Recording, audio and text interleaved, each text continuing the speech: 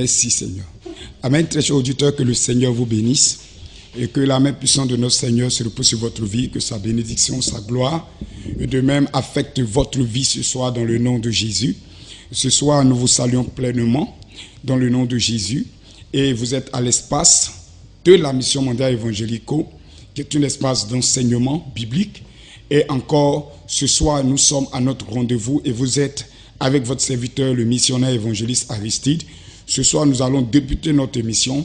Nous allons élever la voix, prier le Seigneur et confier l'émission au Seigneur. J'élève la voix et je prie le Seigneur. Merci, grand Dieu de gloire, grand Dieu d'Abraham, d'Isaac et de Jacob. Père éternel, toi le Dieu qui bénit toutes choses. Et Seigneur, qui est vivant et puissant et qui ne sommeille ni ne dort. Le Dieu grand et vivant qui dit dans ta parole que si toi, l'éternel Dieu, ne bâtis, celui qui bâtit travaille en vain. Ce soir, Seigneur, nous sommes là ce soir pour parler, Seigneur, de ta part, pour parler, Seigneur, de tes voix. Et Seigneur, ce soir, nous te prions de bénir ce moment, de conduire cette mission et que, Seigneur, tu sois l'alpha et l'oméga de cette mission. Nous te prions que, Seigneur, par ton esprit, tu disposes nos cœurs, tu disposes les âmes, tu disposes le cœur de ces auditeurs et que, Seigneur, tu sèmes la bonne graine ce soir dans leur vie. C'est en ton nom, Jésus, et par la puissance, Seigneur, le feu de ton Esprit Saint, sous ta grâce, Yahvé, dans le grand Dieu créateur de cieux et de la terre, que, Seigneur, je prie. Amen. Amen.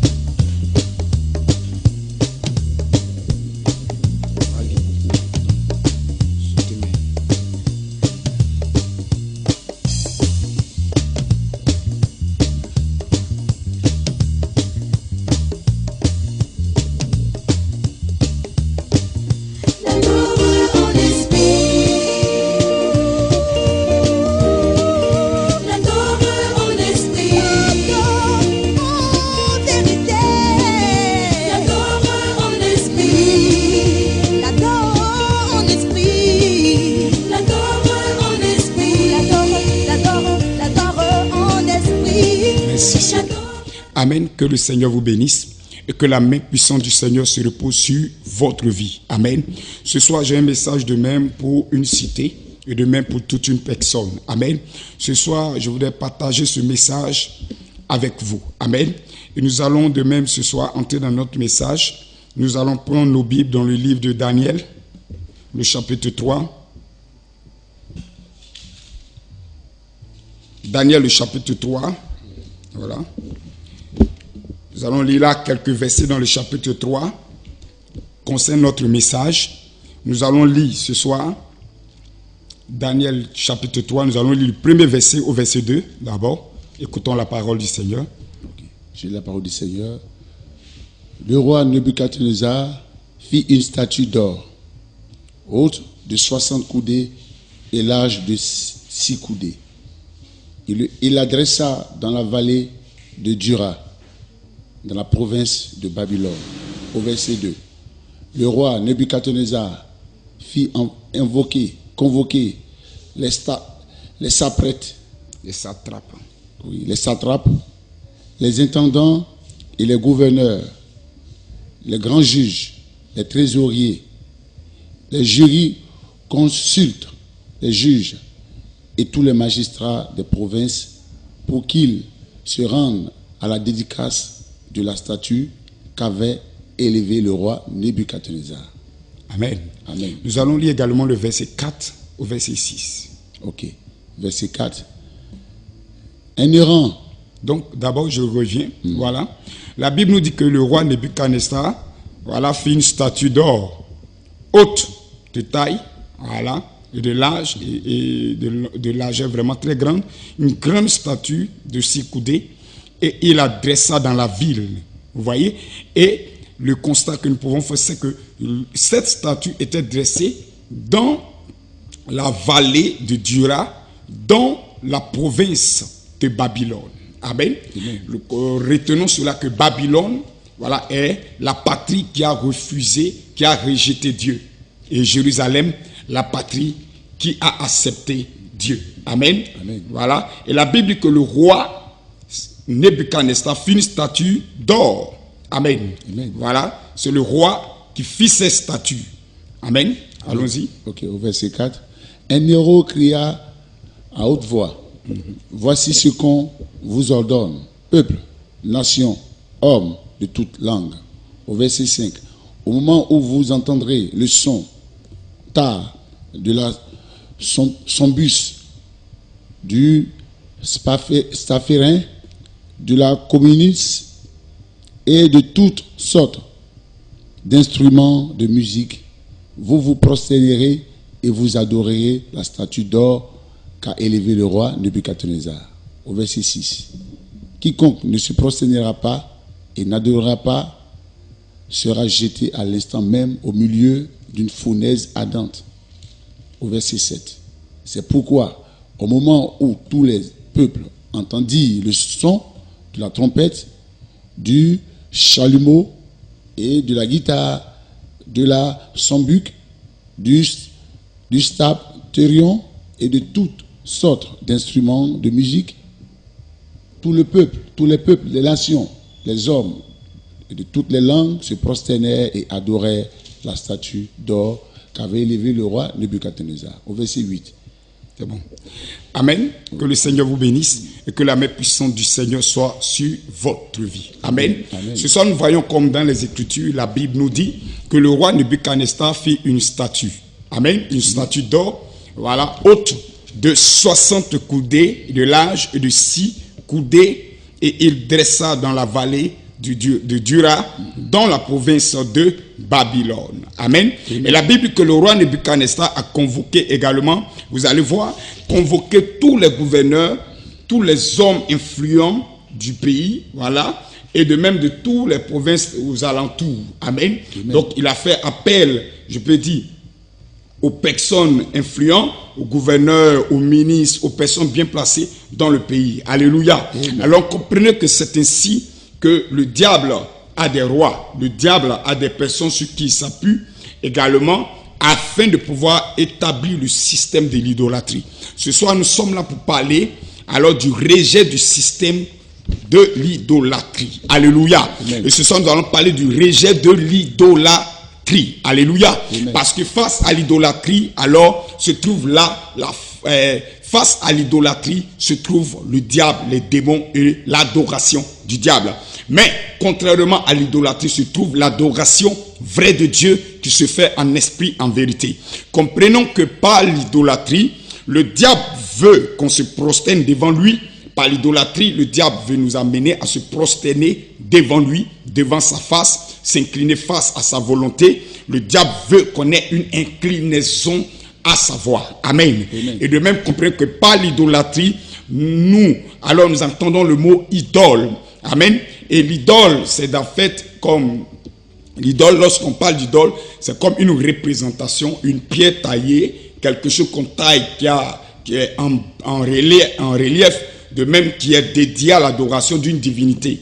C'est-à-dire, on taille une pierre et alors, ou du morceau de bois, et autres on dit, bon, ça, c'est notre Dieu, c'est ceci, c'est cela, c'est Dieu, il s'appelle comme ça, et on fait une statue là, voilà, qui est là une idole, et à partir de ce moment, on utilise cette idole pour une adoration. Alléluia. Amen. Alors, comprenons une chose, que lorsqu'on parle d'idole, on parlera d'idolâtrie, car les idoles nous conduisent à l'idolâtrie. Amen. Amen. Mais comprenez de même que l'idole peut ne pas être visible comme nous le voyons. L'idole peut avoir d'autres formes. Alléluia. L'idole, c'est ce qui prend la place du Créateur dans ta vie. C'est-à-dire, il y a des choses, il y a des places dans ta vie, il y a une autre place, et une place privilégiée, une place, je peux dire, d'honneur. Tu reviens à ton Créateur, qui revient au Dieu créateur des cieux et de la terre, le Dieu qui t'a créé. Le Dieu qui a dit un jour, faisons l'homme à notre image et selon notre ressemblance. Alors, l'idole vient voler l'adoration qui revient à Dieu. Et le vol d'adoration qui revient à Dieu est l'œuvre de Satan, chose qu'il a voulu faire dans les cieux. Alléluia. Amen. Et de même, comprenons que l'idole aussi est aussi comme une statue. Nous parlerons aussi de statue selon le texte que nous avons lu. Alors de même, nous voyons que le roi Nebuchadnezzar a fait une statue. Il a dressé une statue. Alléluia. Amen. Alors comprenez une chose, que Dieu, le vrai Dieu, a son image. Et son image n'est pas une statue. Amen. Amen. Selon Colossiens, le verset 1 et le verset 15, la Bible nous dit que Jésus est l'image du Dieu invisible. Jésus-Christ est l'image du Dieu invisible. Et Jésus-Christ est l'image de ce Dieu. Et Dieu n'a pas d'image taillée. Alléluia. Amen. Dieu ne se reconnaît pas dans des images taillées. Et les choses qui sont images de Dieu, la Bible dit dans 1 Colossiens, Colossiens chapitre 1, le verset 15, Jésus-Christ est l'image du Dieu invisible. Donc, Jésus-Christ est celui qui est l'image visible. Si vous voulez voir Dieu, le Créateur, alors apprenez à connaître Jésus. Et c'est l'image du Dieu invisible. Alléluia. Amen. Et de même, Dieu a encore une image selon 1 Genèse chapitre 1, verset 26 à 27. La Bible dit que Dieu dit, faisons l'homme à notre image et selon notre ressemblance. Voici des choses qui ressemblent à Dieu. Et que là, nous pouvons dire que ces choses sont images de Dieu. L'homme est l'image de Dieu. L'homme est à la ressemblance de Dieu. Alléluia. Amen. Amen. Quel que soit ce que l'homme est, mais l'homme est l'image de Dieu et l'homme est à la ressemblance de Dieu. Car Dieu a quelque chose de lui qui se trouve en l'homme. Amen. Amen. Et de même, le Fils de l'homme, Jésus-Christ, est l'image visible du Dieu invisible. Alors comprenez que le diable, lui aussi, en retour, il a son image. Le diable qui est une créature déchue a son image qu'on retrouve dans les fausses adorations, dans les statues de pierre, dans les statues de fer, dans les statues de bois. Les statues de sable, de pierre, de fer, de plaques, de bois ne sont pas l'image du vrai Dieu. Jésus-Christ, le Fils de Dieu, qui est la vérité, a dit, Dieu, il est esprit. Dieu, il est esprit, ce qui veut dire que la nature de Dieu est spirituelle. La nature de Dieu est invisible. Le vrai Dieu, il est invisible, mais visible par son Fils, Jésus-Christ, qui n'est pas une statue. Alléluia. Amen. Une statue ne peut exprimer le potentiel du vrai Dieu. Le vrai Dieu qui a créé les cieux et la terre, alors ne peut être exprimé dans une statue. Car une statue n'a rien à voir avec son image. Une statue de même n'a rien à voir avec sa ressemblance. Mais de même, comprenons que Dieu ne se retrouve pas dans les statues, dans les images taillées. En vérité, Dieu n'est pas statue. Alléluia. Amen. Et Dieu ne se reconnaît pas dans les statues. Ni même ses anges ne se reconnaissent pas dans les statues. Ni même ses serviteurs. Jésus n'est pas statue. Alléluia. Amen. Moïse n'a pas été statue. Abraham n'a pas été statue. Élie n'a pas été une statue. Paul non plus n'a pas été une statue. Pierre n'a pas été une statue. Même Joachim Rocher n'a pas été une statue. Alléluia. Amen. Aucun homme même ne peut accepter d'être appelé même une statue. Nous voyons que l'homme ne peut même pas accepter qu'il soit une statue. Disons à un homme, te voilà, tu es une statue. Faites une statue qui ressemble textuellement à un homme. Et dis-lui, te voilà. Il va te dire, mais tu te fous de moi. Alors, si l'homme ne peut pas accepter d'être comme une statue, alors ce n'est pas Dieu. À plus forte raison, Dieu qui va accepter. Le Dieu créateur des cieux et de la terre que je connais, lui, il ne peut pas accepter d'être une statue. Car une statue est faite avec la base de quoi? De sable, de pierre, de bois. Or, toutes ces choses sont créatures, sont créations de Dieu. C'est-à-dire, Dieu a créé ces choses. Ces choses on peut utiliser certains mystères du sable, même du fer et autres, pour essayer d'exprimer certaines qualités que Dieu a. Mais en fait, ces choses ne peuvent pas définir pleinement le potentiel du Dieu que je connais, du Dieu manifestant en Jésus-Christ et dans le Saint-Esprit. Amen. Amen. Alors comprenons cela, que Dieu ne se retrouve pas dans les statues, c'est le diable. Le diable et les démons qui se retrouvent dans les statues. Dieu n'aime pas du tout ça. Dieu n'aime pas qu'on le représente en statue. L'homme non plus ne peut être représenté en statue. Une statue ne parle pas. Une statue ne marche pas. Une statue est muette. Une statue est aveugle. Alors Dieu ne peut pas accepter qu'une statue, qu'on le représente par une statue. Regardez que cela est le système du diable qui essaie de réduire la position de l'homme en esprit. Car l'homme qui a été créé, souvenez-vous de Genèse, chapitre 1, le verset 26 à 27. Qu'est-ce que le Seigneur a dit? Il dit, faisons l'homme à notre image et selon notre ressemblance, et qu'il domine sur toute la terre. C'est-à-dire sur toute la terre. La terre doit être sous la domination de l'homme créé à l'image de Dieu. Donc le sable, le bois, ne peut être au-dessus de l'être humain. L'homme ne doit en aucun cas se prosterner devant des images taillées en pierre. L'homme en aucun cas ne doit de même se prosterner devant des images de fer, car le fer se trouve sous le sol. Et en aucun cas l'homme ne doit se prosterner des images taillées. Quel que soit le nom qu'on donne à ces images, vous ne devez jamais vous prosterner devant ces images. Selon Exode chapitre 20, le premier commandement de Dieu, nous ne devons pas rater cela, même si nous ne voyons pas clair. Alors, la première vérité fondamentale qui dit, je suis l'Éternel ton Dieu. Il dit, je suis l'Éternel ton Dieu. Vous voyez que Dieu affirme ce qu'il est. Il dit, je suis l'Éternel ton Dieu. Il dit, je suis.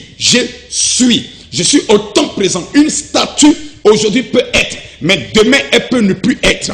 Alors Dieu dit, je suis le Dieu. Alors il touche sa nature divine et il dit, je suis Dieu. Je ne suis pas une statue. Je ne suis pas un morceau de bois taillé. Je ne suis pas un morceau de pierre taillé. Je suis Dieu, ton Dieu qui t'a fait sortir. Je suis ton Dieu, l'Éternel, ton Dieu. Ça veut dire un Dieu qui est toujours, mais la statue n'est pas toujours. Alors il dit, je suis l'Éternel ton Dieu qui t'a fait sortir du pays d'Égypte. Ce n'est pas une statue qui t'a fait sortir du pays d'Égypte. Ce n'est pas une statue qui a fait sortir le peuple d'Israël du pays d'Égypte. Ce n'est non plus pas aussi une statue qui est allée mourir à la croix pour nous. Ce n'est pas une statue qui a versé son sang pour que nous, on soit sauvés, on soit rachetés. Ce n'est non pas plus une statue qui est intermédiaire entre Dieu et les hommes. Car nous sommes hommes et dans la classe, dans ordre de grandeur, après Dieu vient la race humaine. Et après la race humaine vient maintenant la race angélique. Après la race angélique, maintenant suit la race animale. Après la race animale, suit la race insecte. Et vous voyez que même les pierres, le sable et même les morceaux de bois et autres, en esprit de grandeur, se retrouvent, je peux dire, où? Dans le sol. Alors, pour être intermédiaire entre Dieu et les hommes, Dieu n'a pas envoyé une statue, mais Dieu a plutôt envoyé un fils, celui qui est vivant et qui est vivant. Jésus-Christ est celui qui n'est pas mort, mais qui est passé par la mort et qui est ressuscité. Jésus-Christ, il est vivant. Aujourd'hui, il est vivant. Alors, c'est Christ qui a plutôt payé le prix, qui a racheté l'humanité et non statue. Lorsque Jésus souffrait à la croix, où étaient ces statues? Alléluia. Amen. Lorsqu'il fallait qu'on paye un prix pour racheter l'humanité, lorsqu'on avait besoin de quelqu'un pour gémir, pour souffrir, pour porter les coups, pour recevoir les coups et pour être maîtrisé, lorsqu'on avait besoin de quelqu'un, où étaient les statues? Alléluia. Amen. Voyons que les statues étaient dans le garage du diable et quelque part là-bas. Mais comprenons une chose. La statue est l'image du diable pour amener les hommes sans discernement à l'idolâtrie. Car sans vous rendre compte, le diable vous amène par les statues, par les idoles et par certaines formes d'idolâtrie, vous amenez, vous qui êtes sans discernement à l'idolâtrie, qui est un moyen pour le diable de voler l'adoration qui revient au Créateur. Or, pourtant, lui, il est créature. Et le diable utilise ce système, l'idolâtrie, pour vous voler l'adoration que vous devez donner au Créateur. Donc, le diable utilise l'idolâtrie pour voler l'adoration, pour se faire adorer, pour se faire consulter, pour se faire une place dans la vie des humains. Amen. Donc, l'idolâtrie n'est pas approuvée par Dieu. Et Dieu a dit que dans Exode chapitre 20, je suis l'Éternel ton Dieu qui te fait sortir du pays d'Égypte. Et il dit, tu n'auras point d'autre Dieu devant ma face. Et il dit, tu ne te feras point d'image taillée. Pourquoi est-ce que Dieu dit que tu ne te feras point d'image taillée? Parce que Dieu connaît et Dieu est vérité. Le diable est mensonge. Alors Dieu se sépare. Dieu se met à part pour nous. Alors nous de même devons nous mettre à part pour Dieu. Mais Dieu nous révèle dans les 10 commandements, au premier commandement, il nous révèle au deuxième commandement, il nous révèle que le diable fonctionne avec les statues. Oh mon Dieu, je ne suis pas avec les statues. Les marabouts fonctionnent avec les statues. Les féticheurs fonctionnent avec les statues. Et le diable, les démons, travaillent avec les statues. Mais moi, gardez-vous de le faire. Vous l'avez vu cela en Égypte. Mais gardez-vous de le faire. Car je ne suis pas dans les statues. Je ne suis pas dans les représentations, dans des images, des dessins on fait, on dit voilà Jésus. Dieu n'est pas dans ces genres de choses. Dieu n'est pas dans des images taillées. Même si tu as vu Dieu en songe, tu n'as pas le droit de le reproduire. Même si tu dis que tu as vu Dieu en songe et que Dieu t'a parlé, que Jésus t'a parlé et que même qui t'a apparu, tu n'as pas le droit de faire une représentation de ce que tu as vu dans le ciel, sur la terre, plus bas même sous la terre et même plus bas que dans les eaux. Jamais, et tu ne dois en aucun cas te prosterner devant ces choses. Car en faisant ces choses, tu t'allies au diable. Tu te mets du camp du diable. Et c'est comme en faisant ces choses, au lieu d'adorer Dieu, ton adoration ira vers le diable.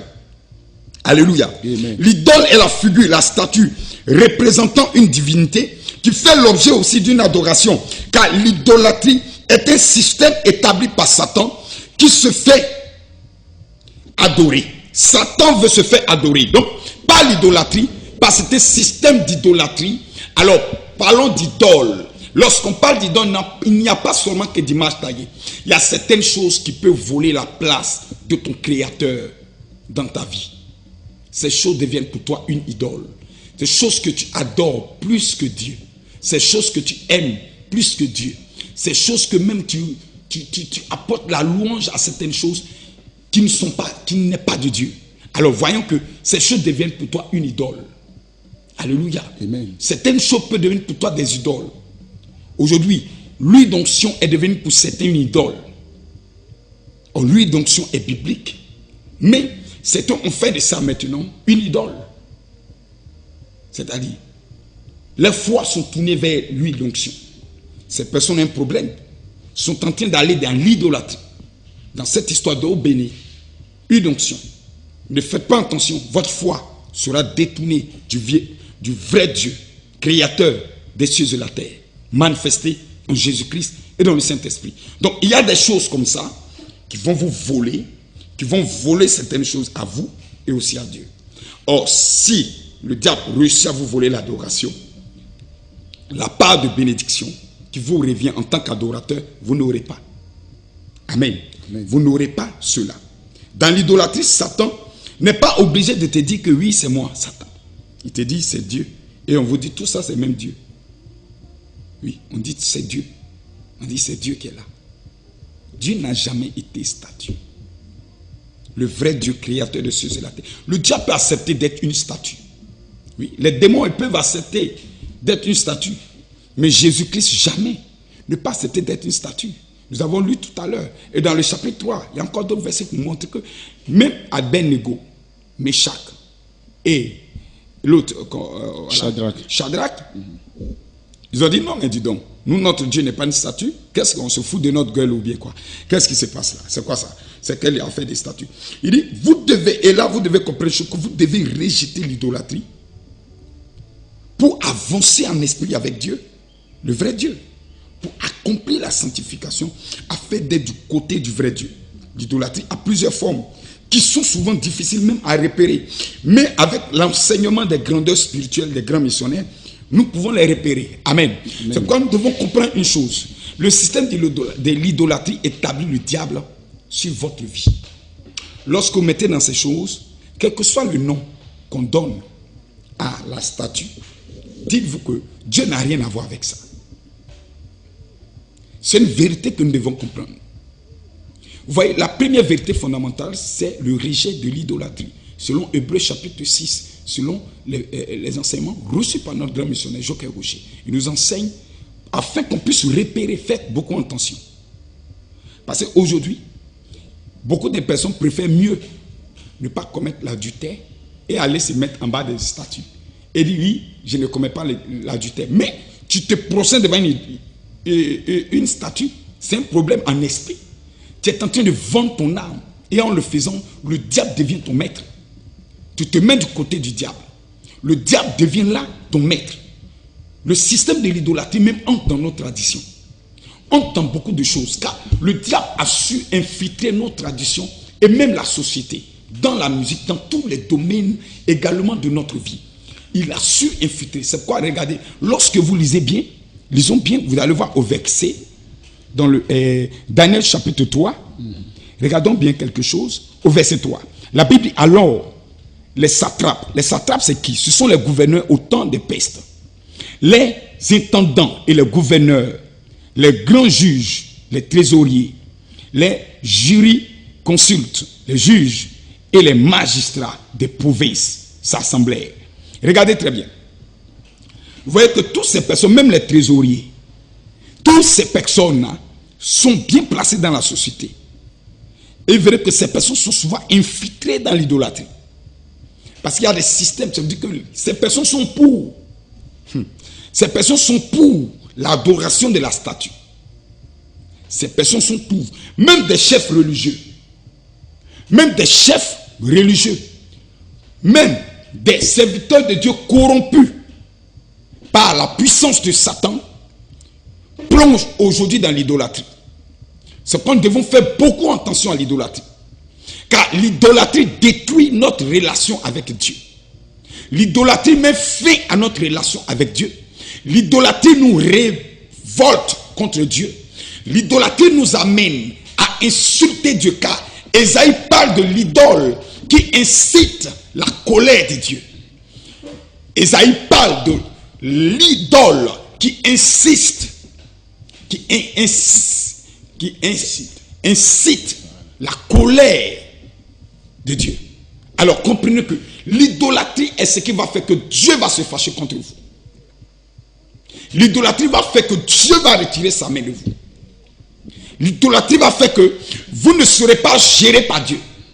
Toutefois que vous êtes lié à ces adorations, alors comprenez que dans le système mondain, dans le système de nos traditions, le diable s'est infiltré. Même les funérailles sont devenues comme des cultes d'adoration.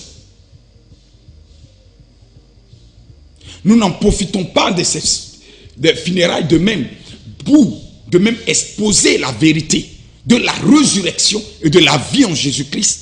Mais nous passons par cette tradition de même pour de même faire des cultes au faux Dieu. Regardez, le corps, il est exposé. On va faire des scénarios sur le corps. Sans vous rendre compte, vous êtes en train de vous imprégner dans l'idolâtrie. Demain, tu diras à Dieu, Seigneur, viens à mon secours. Dieu ne viendra pas, tu diras que Dieu, il est injuste. Aujourd'hui, c'est ce que les gens disent. Mais pourquoi Dieu voit les gens qui souffrent et Dieu ne fait rien? Mais regardez, vous avez choisi votre camp. Vous-même, vous avez choisi votre camp. Vous avez choisi de suivre le diable dans son système, dans l'idolâtrie, dans certaines traditions inspirées par le diable et autres. Mais comment pouvez-vous appeler encore au secours à Dieu? Je suis venu dire à une personne, une fois que vous vous mettez du côté du diable, Dieu ne gère pas votre vie. Je vous le dis, Dieu ne gère pas votre vie. Vous êtes dans l'idolâtrie. Dans l'idolâtrie, lorsque vous adorez le diable, lorsque vous adorez, vous vous soumettez à sa volonté. Vous allez voir que souvent on dira que oui, chez nous les bêtés, on ne mange pas agouti. Vous êtes sûr que bêté, eh bien, tel n'aime pas agouti. Quel homme sur la terre qui n'aime pas agouti? Amen. Qui n'aime pas la viande, qui n'aime pas ceci, qui n'aime pas cela. Parce que les faux dieux, les mauvais esprits se sont révélés à vos ancêtres autrefois. Et ils leur ont donné des rythmes cérémonieux, des coutumes qu'ils doivent suivre afin que leur présence et le règne du diable soient toujours établis sur vos villages, sur vos campements, sur vos villes et même sur vos vies. Et partout où vous allez, vous êtes connectés à ces sources, vous êtes connectés à ces rythmes, à ces paroles, vous êtes connectés à ces principes. Alors le diable, même si vous êtes en France, le diable aura toujours le pouvoir sur vous. Regardez le système d'idolâtrie. Aujourd'hui, on dit pourquoi un enfant puisse marcher, puisse faire 4 pattes, il faut aller voir la vieille femme du quartier. Elle fait des médicaments, elle a des cordes aux reins qu'on va mettre autour de l'enfant. C'est un système d'idolâtrie que vous devez combattre. Dieu a mis en garde son peuple, il les a dit, lorsque vous allez prendre Jéricho, la terre promise de Dieu, si vous voulez être en paix, détruisez les autels. Il y a quelque chose, un système du diable, des démons qu'il a établis dans nos sociétés, dans nos villages, et même souvent même ça entre même dans nos églises. Et si nous ne brisons pas ces statuts, si nous ne détruisons pas ces autels, alors comprenez que le diable aura un accès facile et va contrôler notre culte. Et le Dieu vrai, le Dieu véritable ne viendra jamais lorsqu'on va l'invoquer. Ce sera plutôt le diable qui viendra. Alors, vous voyez que le diable cherche à détourner. Alors, son système a plusieurs formes. Vous pouvez ne pas vous rendre compte. Son système a plusieurs formes. Peut-être que vous n'êtes jamais prosterné devant une idole. Vous ne savez pas ce que c'est qu'une statue taillée. Mais regardez que vous vous prosternez devant la parole du diable. Parce qu'il y a certaines choses que le diable a données à vos parents comme coutume. Et vous êtes très actifs dans ça. Oui, vous êtes très dévoués dedans. Ah oui? Tu ne te prosternes pas devant une statue, mais c'est le même système qui a changé de forme. Et qui prend plusieurs formes pour essayer de gagner au maximum les âmes. Et de bloquer les gens, empêcher les gens. Le système de l'idolâtrie t'empêche de connaître la vraie puissance de Dieu. Elle va te bloquer. C'est cela que Jean-Baptiste a dit, répentez-vous, car le royaume de Dieu est proche. Si vous ne vous repentez pas de ces idoles, de ces fétiches et autres, de ces traditions, de ces genres de choses, vous ne verrez pas la puissance de Dieu dans votre vie. Ce sera toujours le diable qui va vous esclavagiser. Alors comprenez que le système du diable va à grande vitesse. Et l'idolâtrie prend des formes chaque jour. Dans nos villes, dans nos sociétés, elle va. Alors la première vérité fondamentale, c'est de rejeter ces choses. Je vais mettre des cordes au rein à mon enfant pour qu'il puisse faire les 4 pattes. D'où vient cela? Moïse, pour qu'il puisse faire les 4 pattes, on a mis des cordes au rein. Vous voyez? Ce sont des choses, le diable réussit à entrer. Et puis regardez, des cordes au rein. À quoi ça ressemble? Ça ressemble à comme un singe qu'on a enchaîné, comme une ceinture au rein. Regardez un peu, c'est une manière, ça montre l'image de l'esclavage. Il faut mettre des cordes au rein, là l'enfant va vite marcher. Les enfants des blancs, comment ils font pour marcher? Ils n'ont pas besoin de cordes au rein. Nous, la vieille femme va prendre des tisanes, de saisir cela, faire des choses et mettre au rein pour que l'enfant puisse marcher. C'est l'œuvre du diable. Et sans vous rendre compte, vous allez voir que le système du diable va donner au diable de toujours régner sur votre vie. Les images taillées, les représentations de Dieu et autres n'existent pas. Pierre n'a jamais été une statue. Dieu n'a jamais demandé qu'on fasse une statue. Même aucun homme sur la terre ne peut accepter d'être une statue. Amen. Alors comprenez une chose. Le diable veut voler notre adoration. Le diable veut voler quelque chose à notre Dieu. Et tant créature de Dieu, nous devons donner la vraie adoration au Dieu créateur de cieux et de la terre. Alors de là, nous devons comprendre que par l'idolâtrie, alors nous devons rejeter l'idolâtrie. Et même par l'idolâtrie, le diable veut que sa volonté s'accomplisse. Le diable veut que sa volonté s'accomplisse. Alors qu'est-ce qu'il a dit? Lorsque l'héros cria d'une voix forte, la Bible, voici ce qu'on vous ordonne, peuple, nation, homme de toute langue. Voici ce que le diable vous demande. Voici ce que les agents du diable vous demandent. Ils disent, au moment où vous entendrez le son de la trompette, du chalumeau, de la guitare et de la sambuc, du stantérion et de la cornemuse et toutes sortes d'instruments de musique, vous vous prosternerez et vous adorerez la statue d'or qu'a élevé le roi Nebuchadnezzar. Amen. Vous voyez bien là? Je vous ordonne, vous dites que quand vous allez entendre le signal, alors faites-le. Prosternez-vous. Adorez-le. Alléluia. L'être humain ne doit en aucun cas se prosterner devant qui que ce soit. Jamais. Écoute-moi, je te le dis. Même devant ton chien, ne le fais jamais. En vous prosternant devant des idoles, je vais vous révéler un secret dans une faiblesse dans l'idolâtrie. Lorsque vous dressez une statue, quel que soit, si vous voulez appeler le Dieu, appeler le Jésus comme vous voulez, tu te prosternes devant lui, ça veut dire le sable est au-dessus de toi. Tu es mort. L'homme doit être au-dessus du sable. Dieu, Genèse chapitre 1, verset 6 à 7, dit que l'homme domine sur toute la terre. L'homme est supérieur au sable. L'homme est le maître du sable. Alors ne jamais prendre du sable pour fabriquer une statue. Rappelez-vous de la tour de Babel, Dieu a détruit cela. Dieu n'aime pas ces genre de choses. Et alors, vous prosternez devant l'idole, la statue. La statue, si elle est faite du sable, le sable, à partir de ce jour où vous prosternez devant le sable, alors le sable devient supérieur à vous. Vous perdez votre place de dignité en esprit. Et vous n'êtes plus un dignitaire. Le diable pourra maintenant vous façonner à sa manière. Cela donne un pouvoir maintenant au diable. Parce que le diable sait que lui, il est tombé. Et vous voyez très bien ce que Jésus a dit. Jésus dit, je voyais Satan tomber du ciel comme un éclair. Il tombait du ciel comme un éclair. Il tombait où? À terre, comme un éclair. Maintenant, vous, le diable, par le système de l'idolâtrie, vous amène à vous prosterner devant des images taillées afin d'être au sous-sol. Lui tombe sur la terre et vous êtes au sous-sol. Donc lui, il est au-dessus de vous. Vous devenez son esclave, il devient votre maître. Vous perdez votre place de dignité en esprit. Alors vous verrez que certaines choses qui n'ont pas le droit de vous gouverner vont commencer à vous gouverner. Vont commencer à vous maîtriser. Alléluia. Amen. Quand tu adores le diable, quand tu es dans l'adoration des statues, Satan te vole ta place. Satan occupe une place sur ta vie et dans ta vie. Alléluia. Amen. Satan devient ton maître en esprit. Et adorer les statues, c'est dire non à Dieu et à Jésus. Amen. Et même à sa parole et à sa volonté. C'est dire merde à Dieu. En se prosternant devant des idoles.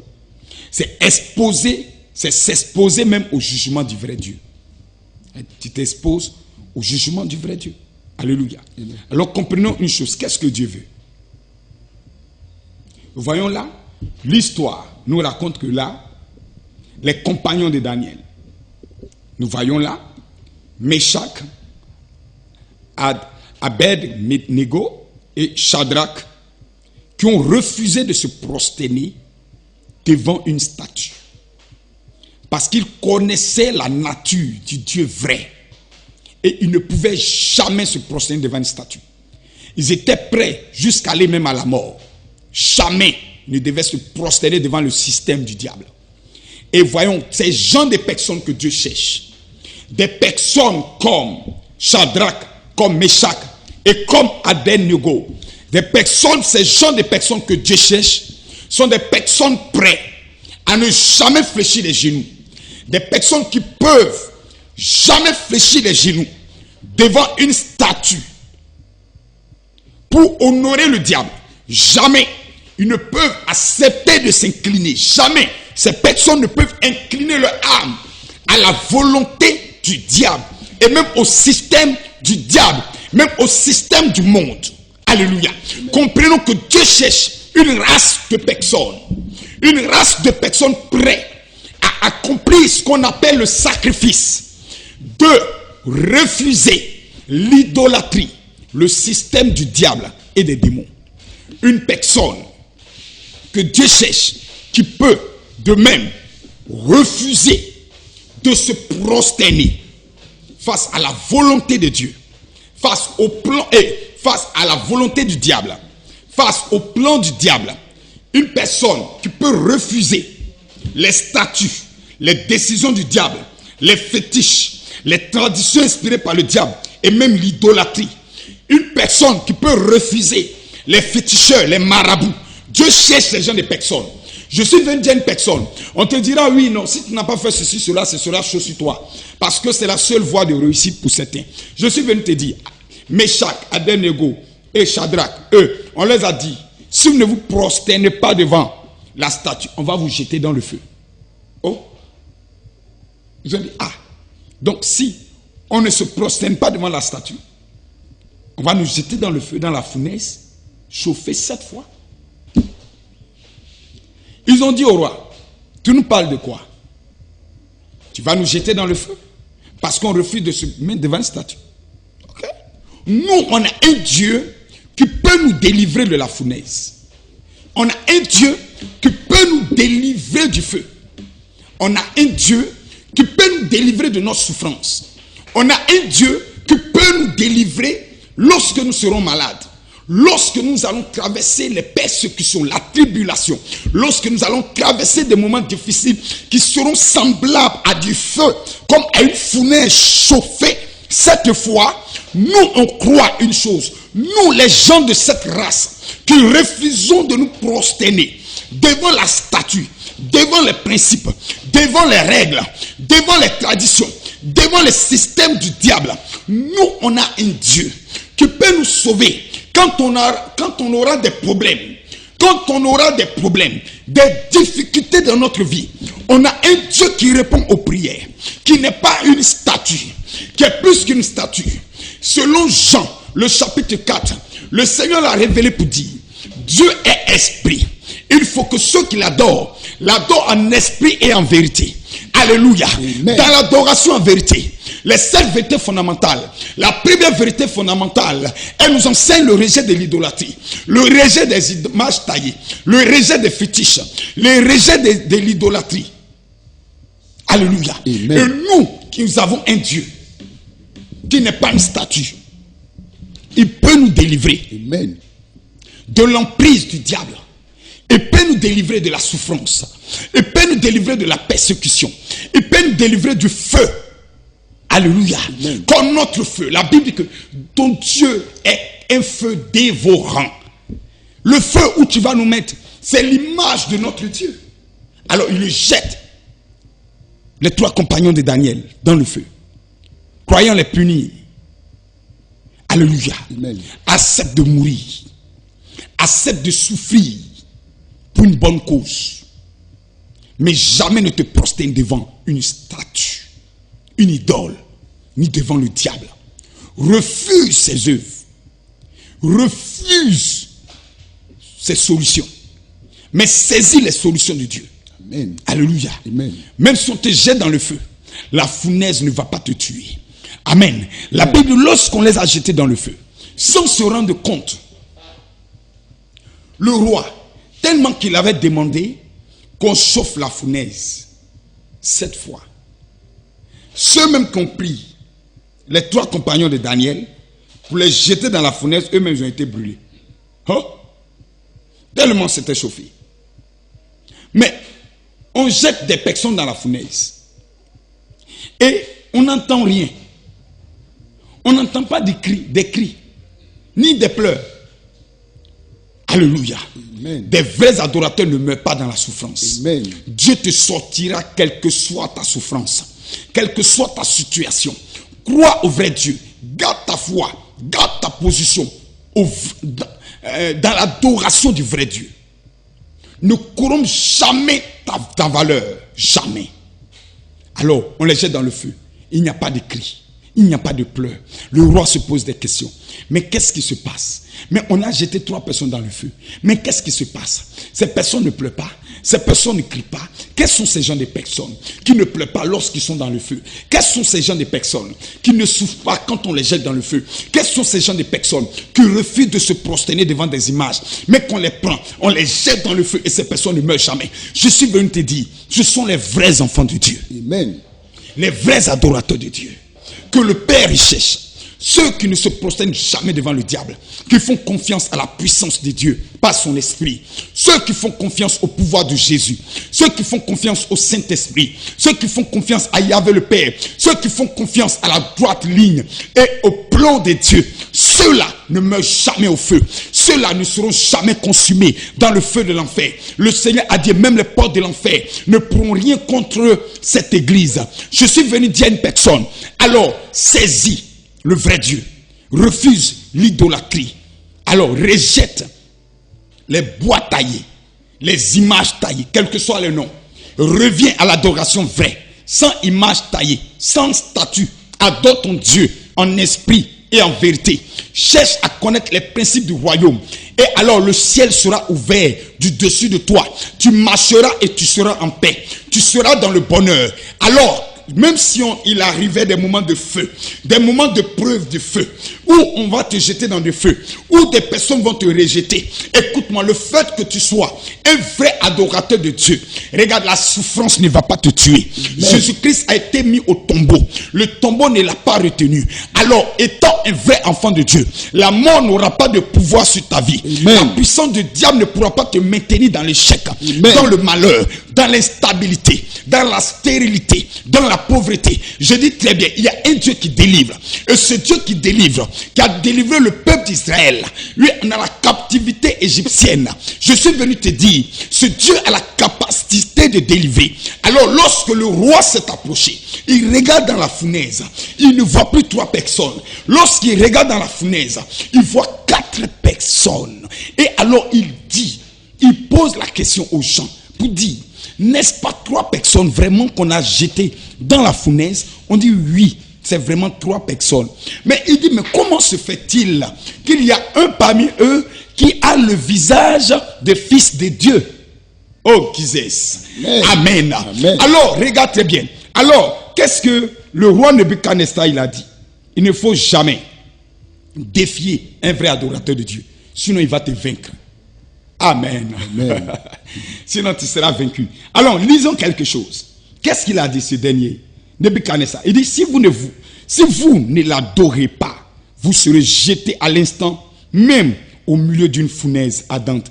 Et quel est le Dieu qui vous délivrera de la main, de ma main? Dis amen. Amen. Mais regarde quelque chose. Puisque tu dis, toi le roi Nebuchadnezzar, tu dis, quel Dieu qui va les délivrer de ta main, tu vas le connaître. Puisque comme il n'a pas d'image taillée, tu ne le connais pas. Toi, tu ne connais que les dieux qui sont représentés en statue. Ce sont ces dieux-là que tu connais. Mais il y a un Dieu qui est invisible. Il y a un Dieu qui est puissant. Écoute-moi, si ton Dieu, il a une statue, et le jour on vole ta statue. Si ton Dieu est une statue, un fétiche enterré quelque part, et le jour on déteste cette statue, tu es foutu. Alors, qu'est-ce qu'il dit?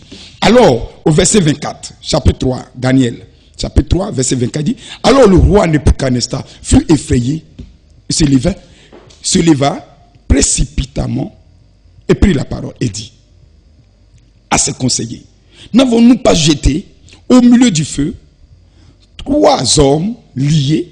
Il répondit au roi, certainement au roi. Il reprit et dit, eh bien, je vois 4 hommes sans lien. Aïe, mais les liens, on les a attachés. Ces liens sont passés où? Qui marchent. Aïe, ils marchent au milieu du feu. Des personnes qui marchent au milieu du feu. Le feu ne les brûle pas. Qui vivent dans la souffrance. La souffrance ne peut les tuer. Alors il voit ces personnes-là et il dit qu'ils n'ont point de mal. Mais comment? Nous, on craint le feu. Nous qui adorons les images taillées, on a peur du feu. Mais eux, ils ne craignent pas le feu. Comment cela est possible? Et la figure du 4e ressemble à celle d'un fils de Dieu. Alléluia. Amen. Mais tu as bien posé la question. Quel est ce Dieu qui va venir les délivrer de ta main? Ah oui, mais bien sûr. Il y a un Dieu qui viendra les délivrer. Ce Dieu qui est invisible. Ce Dieu qui est esprit. Ce Dieu qui est puissant. Qui est le tout-puissant. Celui qui est l'alpha et l'oméga. Le lion de la tribu de Juda. Le Dieu qui est le commencement et la fin de toutes choses. Le Dieu capable de ressusciter. D'accorder la vie. De juger. De porter le jugement sur les faux dieux. Le Dieu qui a délivré le peuple d'Israël de la captivité égyptienne. Le Dieu qui a frappé les 10 dieux d'Égypte. Le Dieu qui a porté des jugements sévères sur l'Égypte. Le Dieu de même qui a délivré le peuple d'Israël. Le même Dieu qui est manifesté en Jésus-Christ et qui a racheté toute l'humanité, qui est allé au sein de la mort, qui a vaincu la mort et qui est ressuscité le 3e jour. Celui qui a dépouillé les dominations de toutes les autorités. Le Dieu qui a effacé par son sang tous les actes dont les ordonnances nous condamnaient et qui subsistaient contre nous. Ce Dieu est vrai, véritable, qui n'est pas une statue, qui n'est pas une image taillée, qu'on ne peut représenter par une statue. C'est ce Dieu-là qui a délivré Meshach. C'est ce Dieu-là qui a délivré Shadrach. C'est ce Dieu-là qui a délivré Abednego. Et c'est ce Dieu-là qui délivrera de même toute personne qui refusera l'idolâtrie, qui rejettera le système du diable, le système mondain. Toute personne qui rejettera le système et l'emprise de Satan. Alors comprenez qu'il y a un Dieu vrai qui délivrera ces personnes. Amen. Que le Seigneur vous bénisse. Amen. Que la main puissante du Seigneur se repose sur votre vie. Amen. Ce soir, soyez pleinement bénis. Que la main puissante du Seigneur se repose sur votre vie. Alors nous exhortons au travers de ce message à refuser les adorations par les images taillées, rejeter l'idolâtrie, rejeter le système du diable. Amen. Voilà, nous aurons encore plus de temps prochainement. Notre émission tire à sa fin. Alors rejetez l'idolâtrie. Dieu n'est pas dans les choses faites avec des statues. Amen. Ni avec des objets de dire, bon, si c'est un fétiche, ça protège. Dieu n'est pas dedans. Amen. Le diable se retrouve dans ces choses. Mais le vrai Dieu n'est pas dans ces choses. Que le Seigneur te bénisse et que la puissante main de notre Seigneur Jésus-Christ vous bénisse, très chers auditeurs, et que sa gloire affecte votre vie. Là où vous êtes actuellement, que vous suivez cette émission, que la gloire du Seigneur remplisse ce lieu là où vous tenez et que sa bénédiction coule abondamment sur votre vie, que la santé demeure votre partage, que la vie et la victoire vous accompagnent chaque jour de votre vie et que de même la puissance de notre Seigneur Jésus-Christ et son pouvoir se manifestent tangiblement dans votre vie. Soyez bénis et bonne suite de programme à vous. Que le Seigneur vous bénisse. Vous êtes à l'espace de la mission mondiale évangélico avec le missionnaire évangéliste Aristide. Mission mondiale évangélico, Fondation Joker Rocher de Ouragayo. Mission de doctrine, de triomphe et de puissance par le perfectionnement des âmes. Transmet l'évangile de puissance et de vérité au monde entier. Jésus nous a sauvés. Toi qui désires vivre une vie chrétienne épanouie. Toi qui as besoin d'une directive divine. Toi qui vis la malédiction. Toi qui es malade. Toi qui vis l'instabilité sociale et maritale. Toi le possédé démoniaque. Toi qui es victime de la sorcellerie. Toi le problématique. Viens expérimenter le salut divin à la personne de Jésus-Christ le Sauveur par la démonstration de son pouvoir et par la puissance du Saint-Esprit à la mission mondiale évangélique de Ouragayo.